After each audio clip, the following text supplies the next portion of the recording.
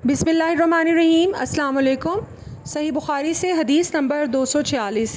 रसूल करीम सल्लल्लाहु अलैहि वसल्लम ने फ़रमाया कि मैंने देखा कि ख्वाब में मिसवाक कर रहा हूँ तो मेरे पास दो आदमी आए, एक उनमें से दूसरे से बड़ा था तो मैंने छोटे को मिसवाक दे दी। फिर मुझसे कहा गया कि बड़े को दो, तब मैंने उनमें से बड़े को दी। अबू अब्दुल्ला बुखारी कहते हैं कि इस हदीस को नईम ने इब्नुल मुबारक से, वो उसामा से, वो नाफ़े से, उन्होंने इब्न उमर रज़ी अल्लाह अन्हा से मुख्तसर तौर पर रवायत किया है।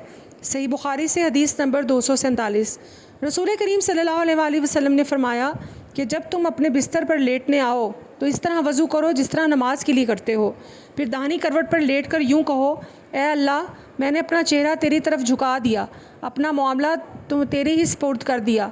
मैंने तेरे सवाब की तवक्को और तेरे अज़ाब के डर से तुझे ही पुश्त पनाह बना लिया, तेरे सिवा कहीं पनाह और नजात की जगह नहीं।